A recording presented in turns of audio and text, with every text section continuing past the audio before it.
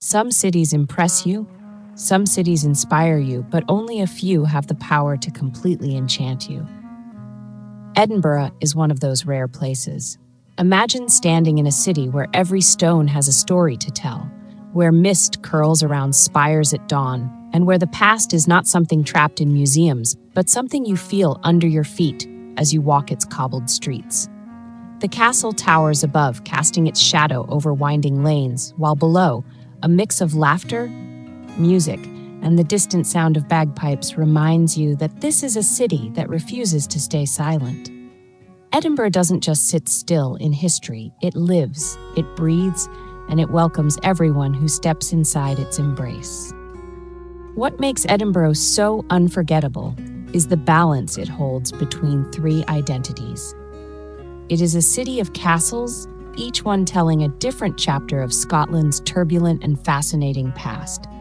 It is a city of festivals, where creativity and tradition merge to transform the streets into one of the greatest stages in the world. And it is a city of charm, with an atmosphere that lingers long after your visit, etched into memory like the glow of sunlight on its ancient stone. To truly understand Edinburgh, you must wander through all three, because together they create not just a city to visit, but a city to experience. Chapter 1. The Castles That Guard the Past. The crown jewel of Edinburgh's skyline is, of course, Edinburgh Castle. Perched on Castle Rock, this fortress has stood for centuries as both protector and prize. Its history is one of battles and betrayals, of sieges and coronations. Walk through its gates and the air seems heavy with the ghosts of those who fought and died here. Inside, the crown jewels of Scotland glimmer with royal legacy, while the Stone of Destiny sits in quiet reverence, once carried from kingdom to crown rulers. In the Great Hall, the wooden beams stretch high above, and the walls are lined with swords and shields that remind you this was never just a place of ceremony, it was a fortress meant to defend. Stand near Mons Meg, the massive medieval cannon, and you cannot help but imagine the thunder it once unleashed, the smoke filling the air as its stones rained down upon enemies. But while Edinburgh Castle is grand, it is not alone. Craigmillar Castle, a short journey from the heart of the city, tells a different story.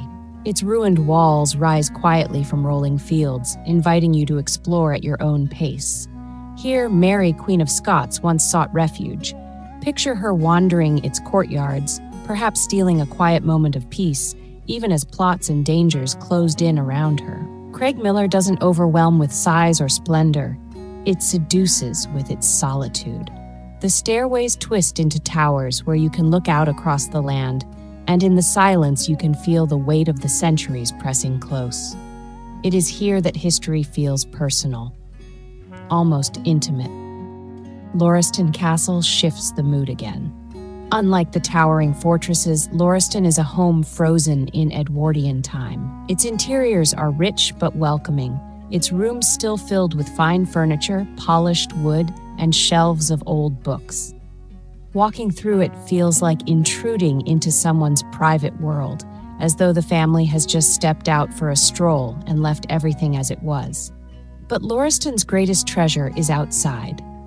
The gardens, blending Japanese artistry with Scottish nature, are breathtaking. From their paths, the Firth of Forth stretches out in shimmering blue. On a clear day, you can see for miles the city spread below like a tapestry.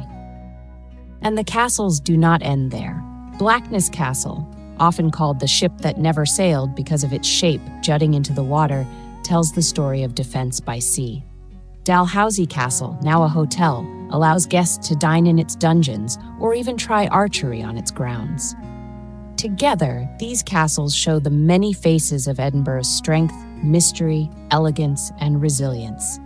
They are not merely relics, but living landmarks that continue to shape the character of the city. Chapter 2. The Festivals. If the castles are Edinburgh's roots, then its festivals are its heartbeat.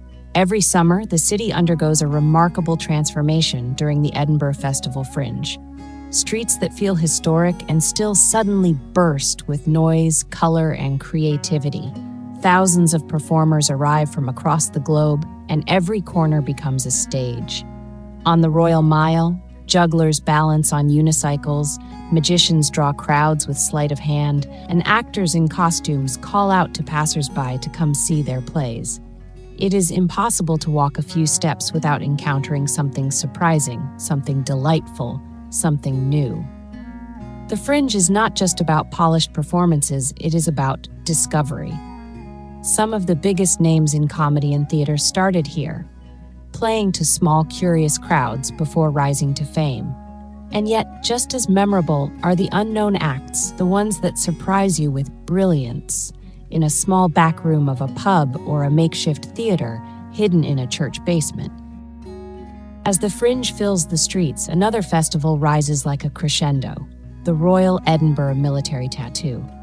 Against the backdrop of the castle lit by night, bands march in precision, bagpipes echo across the stone, and fireworks burst into the sky. It is a spectacle that blends discipline with artistry, tradition with spectacle.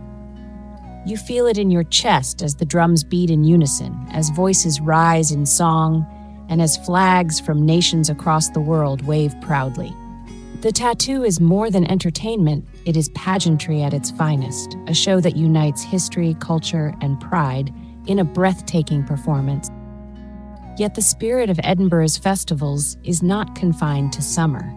In the deep chill of winter, when snow sometimes dusts the rooftops and the nights stretch long, Edinburgh hosts Hogmanay, one of the world's greatest New Year celebrations.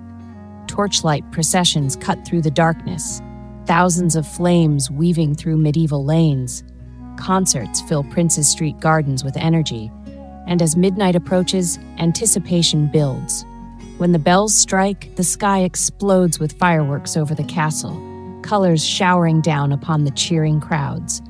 Voices join together to sing Auld Lang Syne, written by Scotland's own Robert Burns, and for a moment the entire city feels united in song, welcoming the year as one.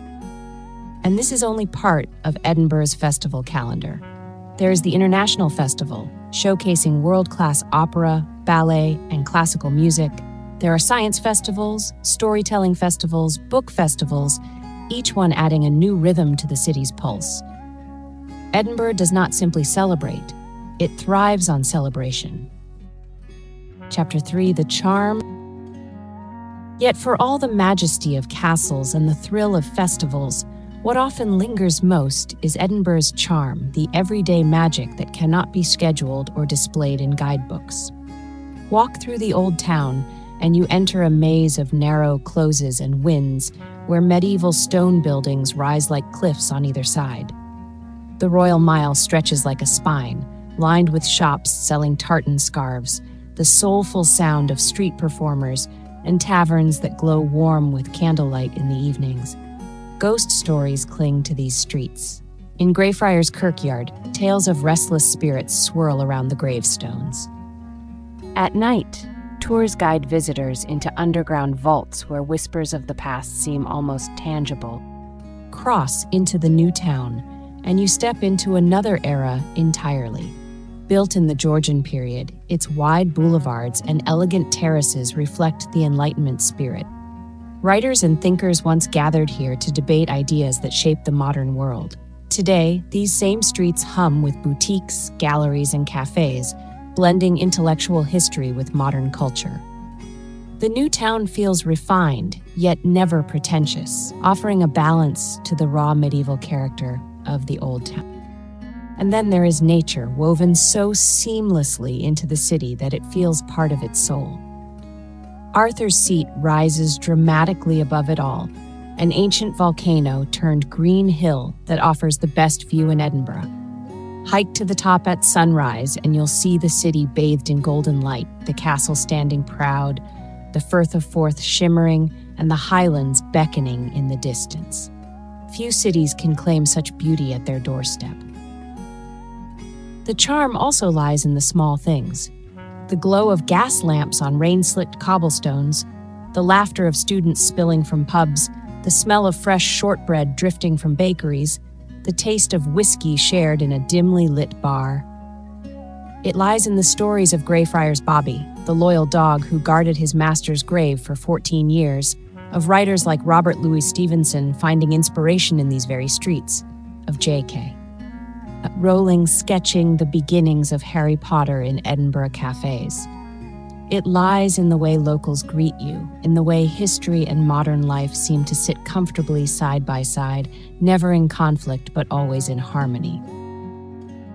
Edinburgh is not a city that reveals itself all at once. It unfolds in layers, the castles that guard its history, the festivals that animate its present, and the charm that binds everything together. It is a city that invites you not just to look, but to feel, not just to visit, but to belong. Once you have walked its cobbled streets, stood in the shadow of its castles, cheered with its festival crowds, and breathed its misty morning air, Edinburgh becomes a part of you. Long after you've gone, its spirit follows like the sound of distant bagpipes carried on the wind, a reminder that this is a city you will always want to return to.